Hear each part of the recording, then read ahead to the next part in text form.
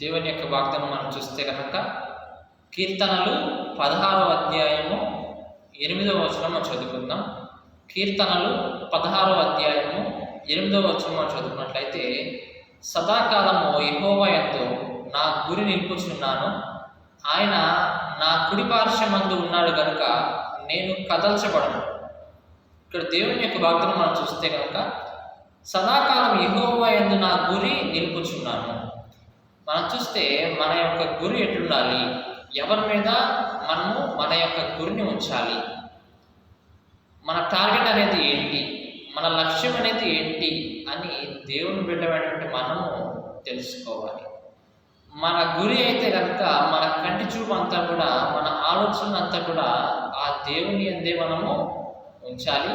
అలాగే మన యొక్క లక్ష్యం ఏంటంటే కనుక మనం పరలోక రాజ్యము చేరాలి చనిపోయిన తర్వాత.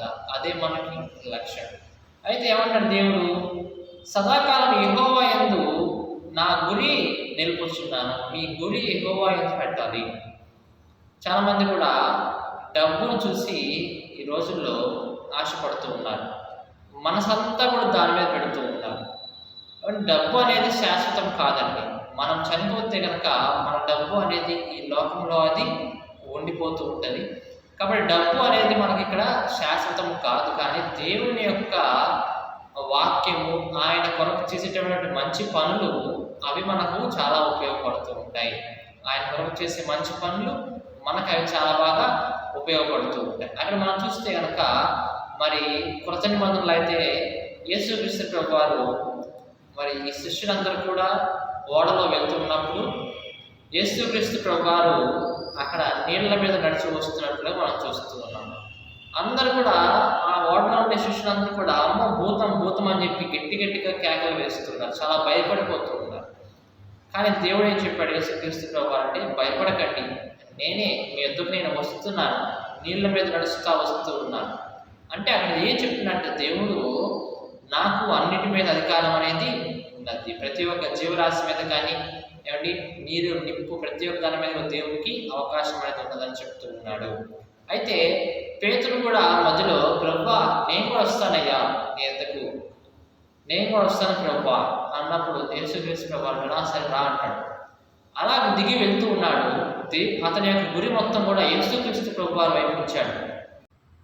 అలా దేవుని వైపు చూస్తూ వస్తూ ఉన్నప్పుడు అతనికి పేతురుకి ఆలోచన వచ్చిందండి. ఆలోచన, చుట్టూ ఏం జరుగుతూ ఉన్నది, చూసావా నేను ఎంత మంచిగా నడుచుకుంటూ వస్తూ ఉన్నానో నీళ్ళ మీద, నా వెనక వాళ్ళు ఇంకా అనేక మంది శిష్యులు వాళ్ళు రాలేకపోతూ ఉన్నారు అని చెప్పి చుట్టుపక్కల తిరిగి చూశాడు.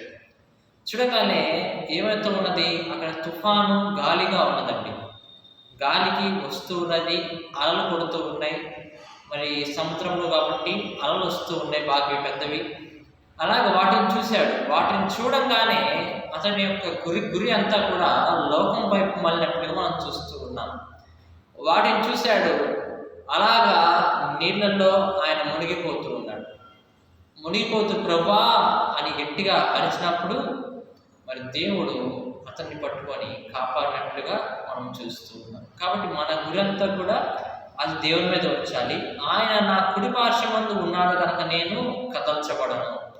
దేవుడు కనుక మన పక్షం ఉంటే మనల్ని ఎవరిని ఏమన్నా చేయగలరా? దేవుని వైపు మన గురి ఉంచి దేవుడిని మన పక్షం ఉంచుకుంటే కనుక మనల్ని ఎవరన్నా ఏమన్నా చేయగలరా అని దేవుడి రోజున మీతో మాట్లాడుతూ, ఎవరు కూడా ఏం చేయలేరు. ఎవరు కూడా నీ మీదకు వచ్చేటటువంటి ఆశీర్వాదములను ఏమండి ఎవరు కూడా ఆపలేరు. దేవుడు ఒకసారి ఆజ్ఞయిస్తే కనుక వాటిని ఎవరు కూడా ఆపలేరు.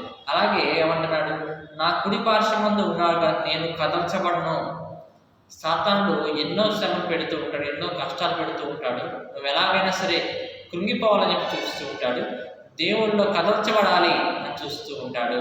కదిలిపోయేసేసి నువ్వు మానసికంగా శారీరకంగా వీక్ అయిపోవాలంటే ఆలస్యం అయిపోవాలి, అనారోగ్యంగా ఉండాలి అని చెప్పి సాతాను చూస్తూ ఉంటాడు. కానీ మన దేవుడు మనం ఎప్పుడైతే కనుక మన గురి అంతా కూడా ఆయన మీద ఉంచామో, ఈ ఫ్యామిలీ ప్రాబ్లమ్స్ ఇవన్నీ కూడా కొంతవాటికే అండి. మనం ఈ ఫ్యామిలీ మీద దృష్టి ఉంచడం అనేది కొంతవాటికే ఉంచాలి. అయితే దేవుని మీద మాత్రము మన గురి నిరంతరం ఉంచాలి అని చెప్పి దేవుడి యొక్క వాక్యం చదివిస్తున్నారు. అలాగే ఏమంటున్నాడు, సదాకాలమందు యెహోవా యందు నా గురి ఉంచుతున్నాను, నా కుడి పార్శ్వమందు ఉన్నవారికి నేను కదల్చబడను అని చెప్పి దేవుడు మనకి ఈ రోజున వాగ్దానం చేస్తున్నాడు. కాబట్టి ఈ యొక్క వాగ్దానం మనందరి హృదయంలో దీవించి ఆశీర్వదింపబడును గాక. ఆమె ప్రార్థన చేసుకుందాం. స్తోత్రం స్తోత్రం స్తోత్రం, స్తుతి స్తుతి స్తుతి. పరిశుద్ధుడైన యేసయ్య, ఈ సమయంలో ప్రార్థన ఆలపించిన ప్రభువా, నువ్వు మాకు వాగ్దానం చేస్తున్నావు నాయన. నువ్వు ఎంత గొప్ప దేవుడవు. నువ్వు తండ్రి మా కుడి పార్శ్వం ఉన్నప్పుడు మేము కదల్చబడం నాయన. ఎందుకంటే సాతాను పెట్టినటువంటి శ్రమలు మేము సంతోషంగా అనుభవించాలి ప్రభా. నీ యొక్క వాక్యం మా హృదయాల్లో ఉండాలి నాయన. అదే తండ్రి మేము కోరుతూ నువ్వు నాకు సహాయం చేయమని వేడుకుంటున్నాం ప్రభా. నువ్వు ఎంతో గొప్ప దేవుడు. ఈ యొక్క వాక్యం లేకపోతే వింటూ ఉన్నాను, వాటిని జ్ఞాపకం చేసుకుని దీవెన ఆశీర్వాదం దయచేయమని యేసునామం బట్టి మిక్కిలి ఎంతో ప్రార్థించి అడుగు వేడుకుంటున్నాం ప్రభా తండ్రి. ఆమేన్. పరలోకమందున్న మా తండ్రి, నీ నామం పరిశుద్ధపరచబడును గాక, నీ రాజ్యం మాకు వచ్చును గాక, నీ చిత్తం పరలోకమందు నెరవేర్చినట్లు భూమి మీద నెరవేరును గాక. మా అనుదిన ఆహారం నేడు మాకు దయచేయండి. మాటలు పాదం చేసిన వారిని మేము క్షమించిన ప్రకారం మా అపరాధాలు మేము క్షమించి మమ్మల్ని శోధన దృష్టి తప్పించి రాజ్యము శక్తి మహిమ నిరంతరము నీవై ఉన్నావు తండ్రి. ఆమేన్ ఆమేన్.